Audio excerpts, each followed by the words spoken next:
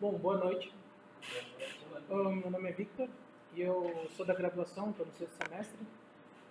Então, ainda não é uma. Eu estudo filosofia medieval, que vai ser o tema aqui, mas ainda não é algo que está na pós-graduação, embora seja a ideia, seja o meu desejo. Então, falar um pouco, como é o nome do trabalho, sobre perspectivas escotistas, ou seja, do filósofo Duns Scotus, filósofo e teólogo do século XIII e XIV, sobre fé e razão, e sobre filosofia e teologia, porque são coisas correlativas. Então, um primeiro contexto é que Scotus, como eu disse, viveu no final do século XIII e início do XIV. Então, ele viveu um grande momento de tensão na Universidade de Paris, quando Aristóteles já tinha sido recebido, já tinha sido trabalhado e já tinha sido condenado. Ou seja, aquilo que os filósofos nos herdaram, a autoridade da Igreja de Paris condenou como herético e como errôneo. Isso é uma coisa muito clara que marcou a obra dele. A gente vê sempre o esforço apologético de Duns Scotus lidando com as teses dos filósofos. E sempre tendo, de fato, aquelas 200 teses condenadas. Mais de 200 teses. Então, nele a gente vê a necessidade da época, a necessidade, dentro do contexto universitário, de dar uma resposta aos filósofos e de defender a necessidade da revelação, defender aquilo que o cristianismo professa. Mas, ainda assim, foi uma crise sem volta. Quando o aristotelismo chegou na Universidade de Paris, ele nunca mais sumiu. Ele foi algo perpétuo, que, inclusive, de certo modo, extinguiu o agostinianismo. Perdeu muita força. E Duns Scotus é, dentro da escola franciscana, o autor que primeiro recebe Aristóteles de fato, ou seja, não só tem uma atitude crítica, mas que assimila muito os seus princípios e larga muito o agostinianismo, que era muito típico da escola franciscana, de São Boaventura, Alexandre de Hales, João Peckham, os grandes autores franciscanos que o sucederam. Então, aqui existia outra necessidade, a de assimilar o Aristóteles, de assimilar os filósofos, porque a filosofia estava lá, não tinha o que fazer, não tinha como ignorar mais.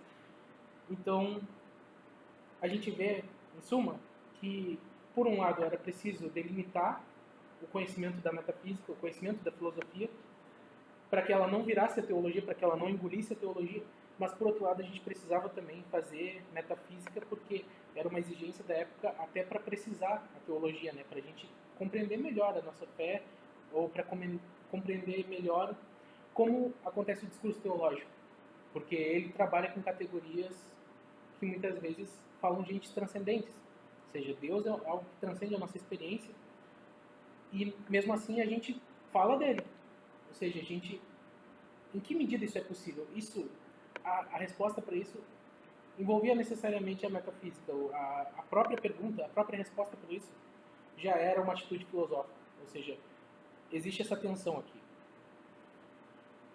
E, bom, atento a essa necessidade, ele afirmou duas teses fundamentais, que depois ele teve que se explicar. Primeiro, o conceito de ente é unívoco. E segundo, o conceito de ente é o primeiro objeto do nosso intelecto. O que isso quer dizer? Isso quer dizer que univocidade significa o mesmo ente que a gente vê das criaturas, das coisas sensíveis da nossa volta, é o ente de Deus. Não no sentido panteísta, não no sentido que ataca a transcendência divina, mas no sentido de que coloca eles no mesmo conceito quantitativo, representativo, algo que representa os dois de maneira igual. Ou seja, quando eu digo que Deus é ente, que os homens são entes, eu estou dizendo a mesma coisa. E a segunda coisa, que é o objeto do intelecto, é dizer que tudo aquilo que é ente é inteligível. Ou seja, o conceito de ente, ele encerra todas as possibilidades de inteligibilidade também. Então,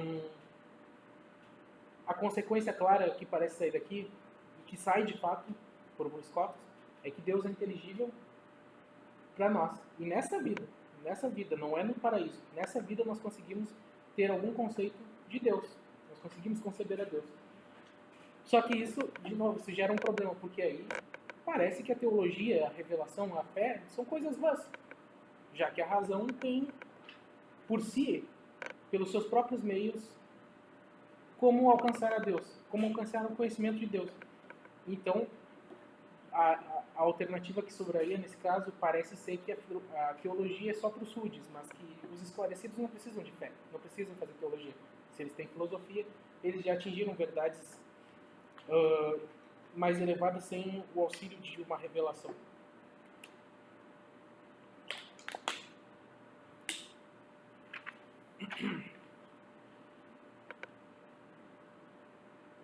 Mas ainda assim ele precisa manter essa resposta, porque isso, de novo, é o que viabiliza o discurso teológico, ou seja, viabiliza o conhecimento humano de Deus, porque quem tem fé diz que conhece a Deus, quem tem fé diz que tem algo de Deus, algum conhecimento de Deus inerente em si, mas aí ele precisa contrapor isso. O que quer dizer? Então ele teve que se explicar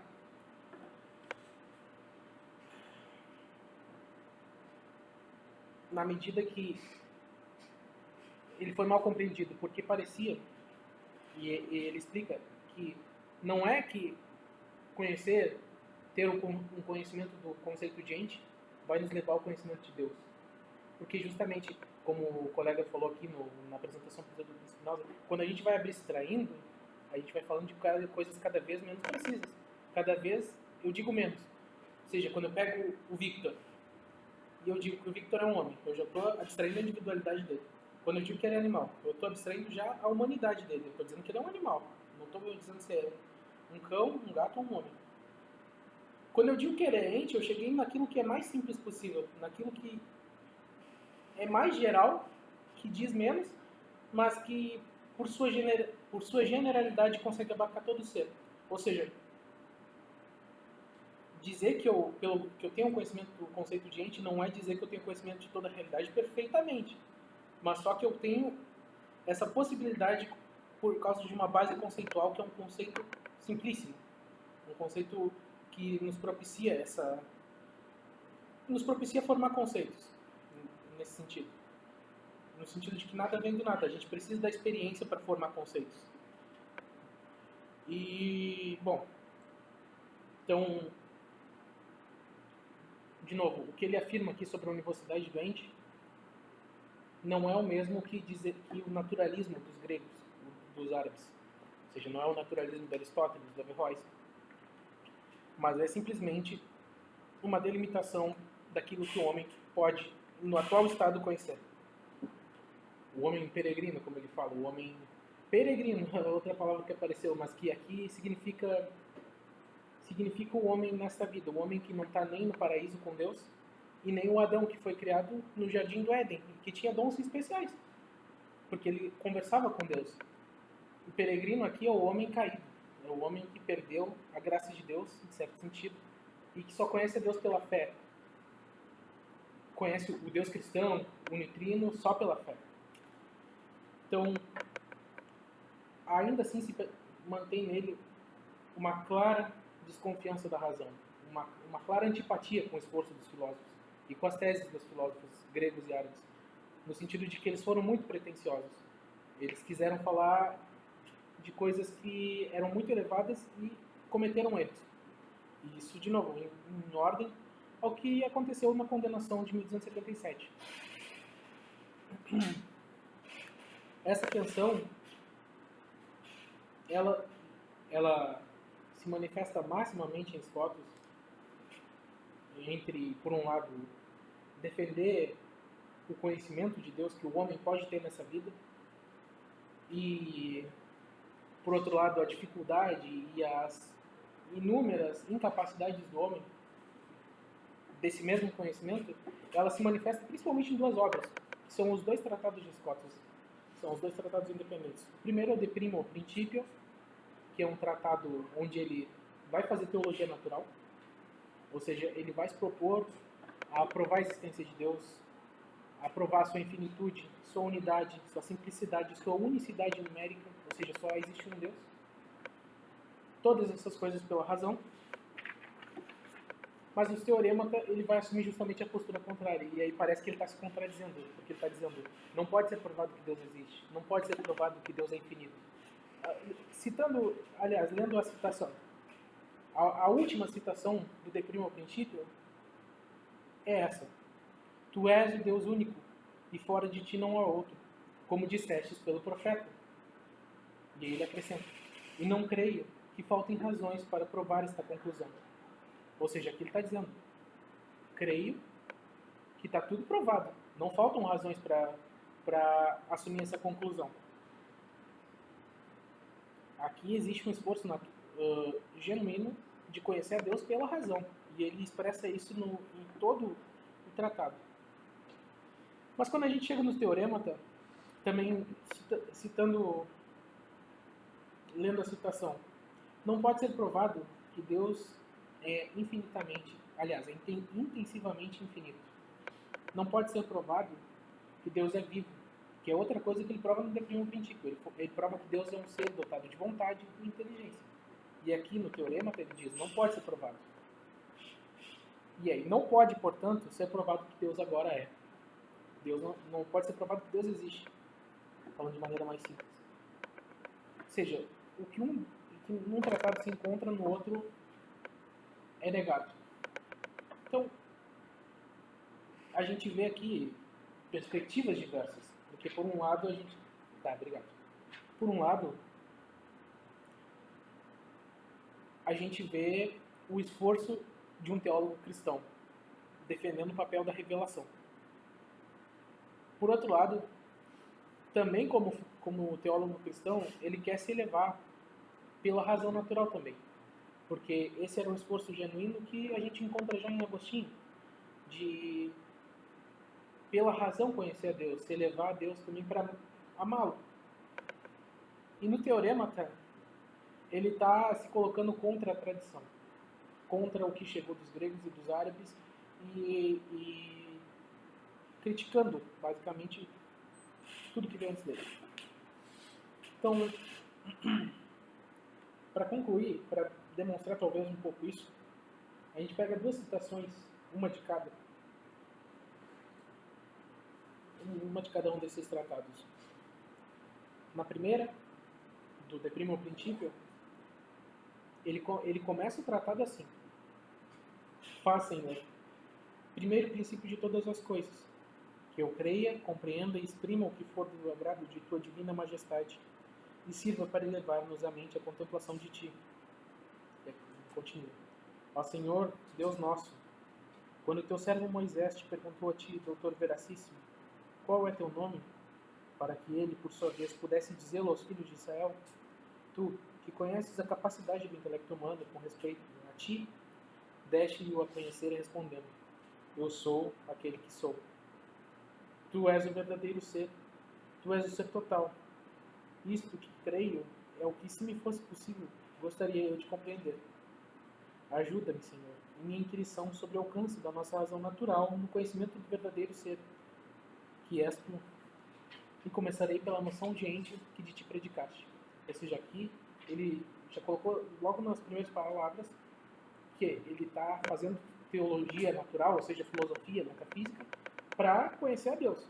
Mas porque ele ama a Deus, porque ele já acredita que Deus existe, que ele já acredita que Deus é o nosso Criador e que nos quer junto com ele. Ou seja, que ele quer ser amado por nós. Aqui ele já crê nisso. E ele até cita o Êxodo, que é o do Antigo Testamento, quando Deus diz: eu sou aquele que sou. Ou seja, ele já tem fé que Deus existe. Ele já tem fé que Deus é o ser. Aqui, portanto, a metafísica ela ganha uma certeza, ou seja, a inquirição sobre o alcance da razão natural no conhecimento do verdadeiro ser, ela ganha mais consistência por causa da fé, porque agora eu tenho convicção, porque agora eu sei que Deus eu amo, que Deus eu quero conhecer. No teorema, ele está se colocando justamente na postura contrária, e ele fala também sobre isso. Eu acho que eu não coloquei aqui. Ah, sim, tá aqui. Ó, além das coisas preditas de ti predicadas pelos filósofos, isso no final do De Primo Principio. Os católicos louvam-te a miúde por onipotente, imenso, justo e misericordioso, providente de todas as criaturas, em especial das intelectuais. Pontos que deixo para o próximo tratado, ou seja, ele está terminando o De Primo Principio e falando, eu vou escrever outro, que era o teorema. Sim, porque neste tratado eu tentei ver como as proposições ou atributos de ti afirmados podem de algum modo ser concluídos pela razão natural.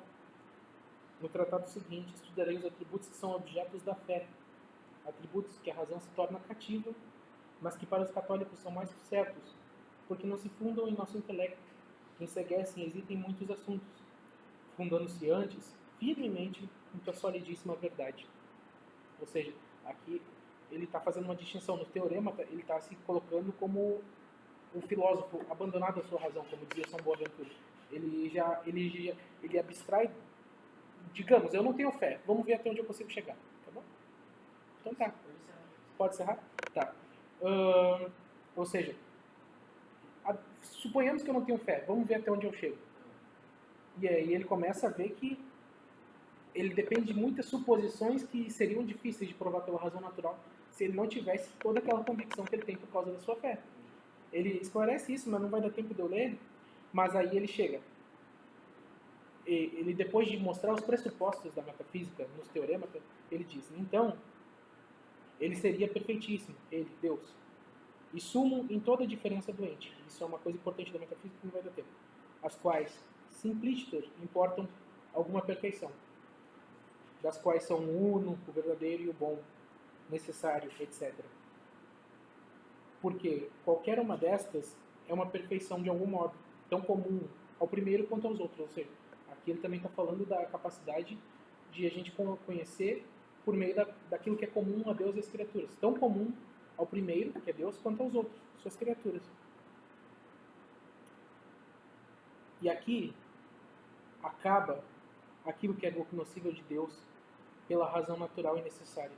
E isto supostos essas duas petições, ele chama de petições, para dizer que aqui ele está assumindo só como, assim, os filósofos até podem tentar, mas eles não conseguiram provar. E de fato é essa conclusão que ele chega, que os filósofos foram insuficientes na sua argumentação. E aí ele termina, só para encerrar, os filósofos muito disseram sobre Deus, coisas as quais, pela razão natural, não poderiam ter chegado. E é isso.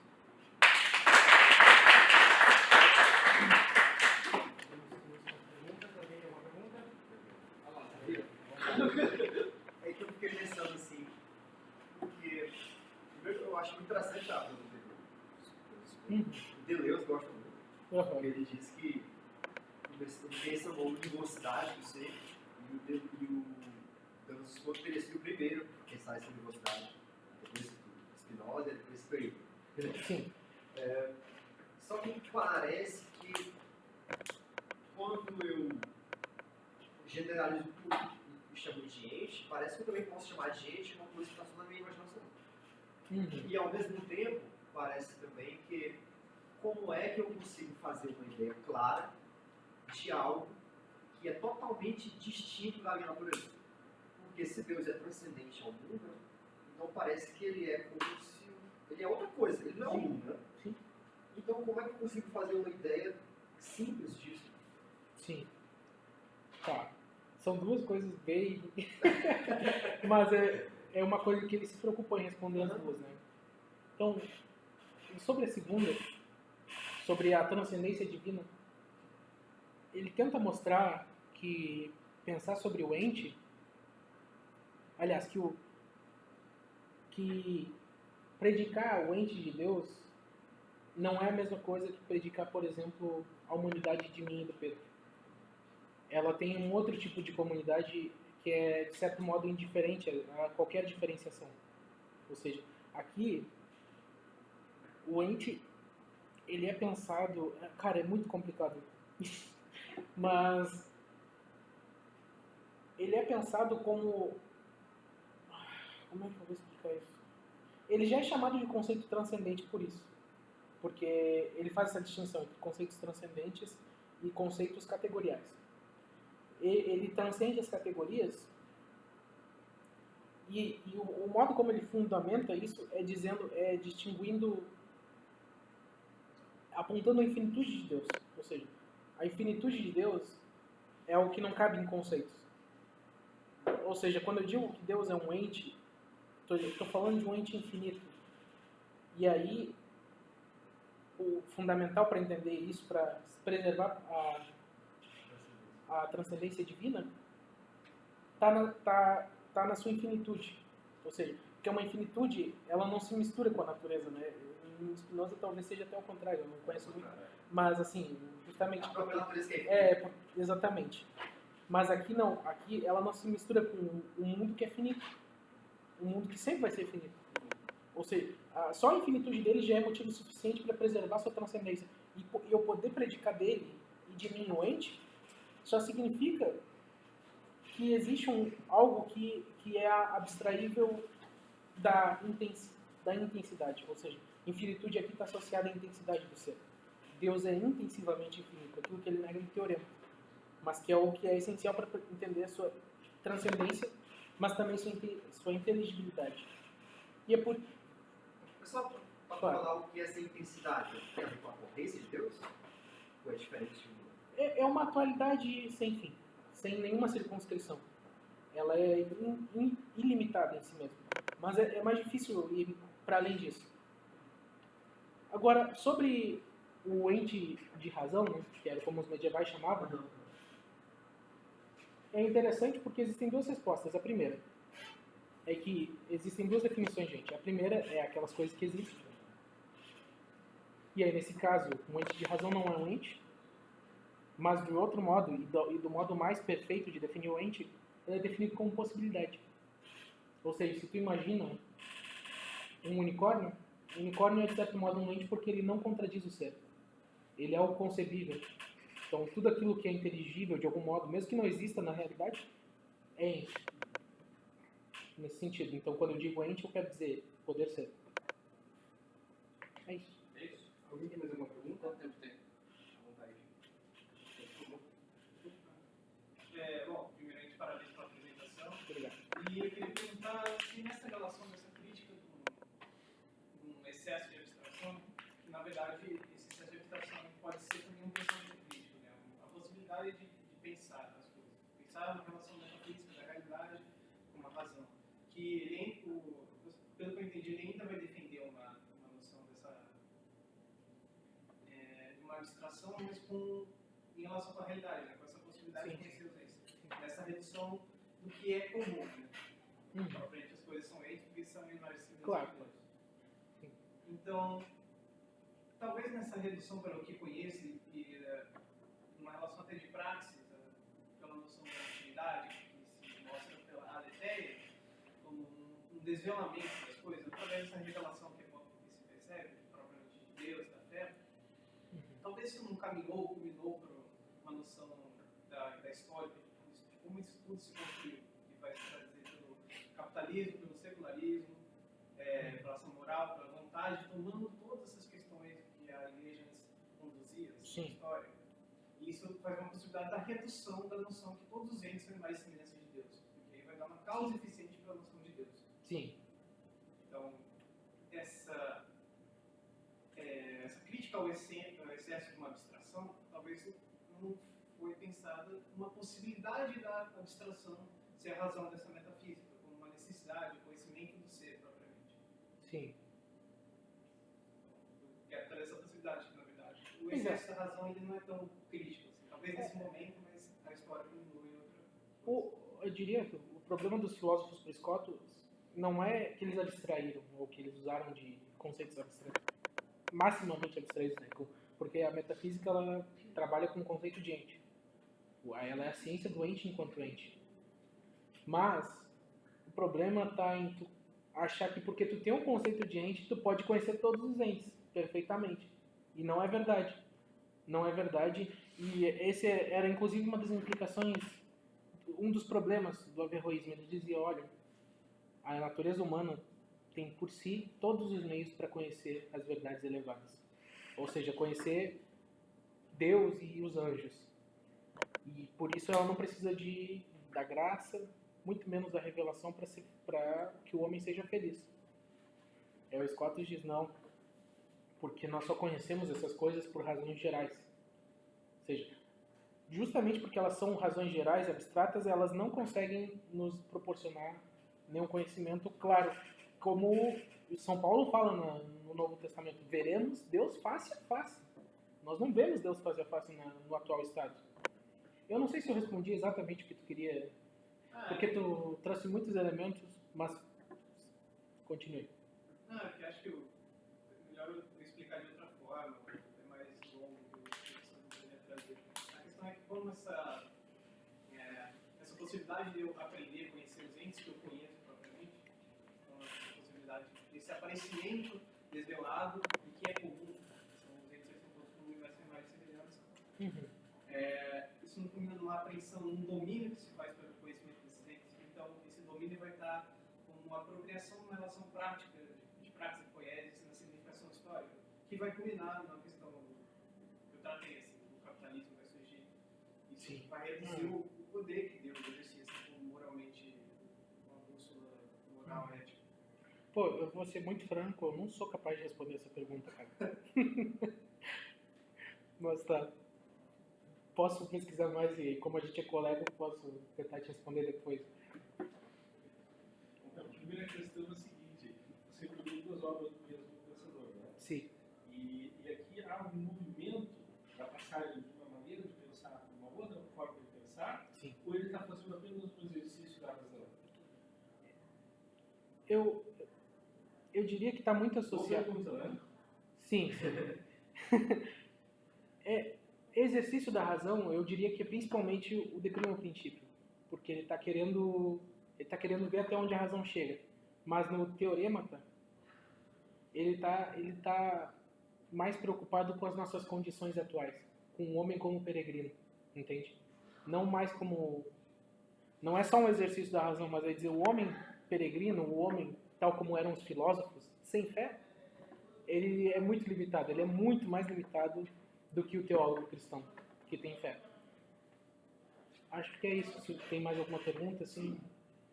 Essa é a caixa quântica. É assim, será que Deus realmente é transcendente?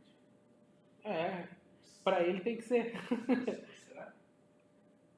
Na sua opinião? Olha, eu sou bem escotista em alguns pontos, então eu tendo a concordar que Deus é absolutamente transcendente. Então eu te pergunto, Deus está em todos os lugares ao mesmo tempo? É certo? Deus pode estar, mas ele mantém sua transcendência. Onipresente? Sim. Deus é onipresente? Deus é onipresente, eu creio. Então ele está aqui. Sim. Ele está no meio de nós. Sim. E aí eu te pergunto, é possível experienciar Deus? Para quem acredita, sim. Sim, Para acho quem que sim. acredita. São Paulo falava, o veremos face a face. Se você não acredita, você não experiencia. Se você acredita. Aqui nessa vida a gente precisa também de fé. Não existe. Eu elaborei o conceito de fé. Eu sou estudioso dessas coisas também. Claro. Então eu assisti um doutor em psicologia dizendo que a fé era a crença absoluta. Sim. Você pode acreditar numa coisa, você pode acreditar numa coisa seguinte e muito. Uhum. E eu cheguei à conclusão de que fé não pode ser isso. Sim. A conclusão que eu cheguei é que fé quer dizer outra coisa. Eu estou falando isso baseado nas minhas reflexões. Claro. Mas eu acho que nessa questão de fé, você não tem como convencer o outro da sua. Claro. Só pedir um minutinho para a gente não ultrapassar muito tempo. Sim. Não só para O senhor concluir e aí a gente pega. Então, muito rápido. Assim, podemos considerar a hipótese de fé como conexão. Tá. Conexão perdida, não é? Religio, religare. Sim. Então, assim, nós podemos fazer a experiência. Claro, agora essa experiência ela será incomunicável, ela será mística e ela não pode ser provada apenas pela razão. Mas ela pode se tornar uma certeza, mas apenas no nível do indivíduo. Claro. Sim. Ela é de certo modo incomunicável. Ela só vem de Deus, né? Da graça de Deus para os cristãos. Então, sim, de certo modo ela é uma conexão, porque ela é uma certeza, né? E ela é uma certeza que nessa vida não tem como ter. Ela tem que ser infundida. Eu faço um desafio a todos os presentes. Fazer um esforço por um segundo, não precisa ser agora. Eu sou estudioso de Nietzsche, né? Não estou pregando nada aqui. Fazer um esforço para sentir a presença. Se Deus é onipresente, Ele está aqui. Se Ele está aqui, nós conseguimos sentir a presença. Mas é preciso fazer um esforço. Mas é algo que não é feito com a razão, é feito com o Espírito. Claro. É só uma provocação. Claro. Aí, é que aí começa a fugir da nossa... Deus quer. daquilo, até Aí do... cai na É questão, inefável. quem que é o espírito? Seria inefável. Pois é. Aí começa a fugir, a gente começa a fazer teologia pura. Talvez nem a teologia seja capaz de abarcar isso. Mas tá. É isso? Bom? É isso aí. Então, perfeito. E Obrigado. Quem quer falar uma agora? você vai assinar. Vem cá, vem cá, vem cá.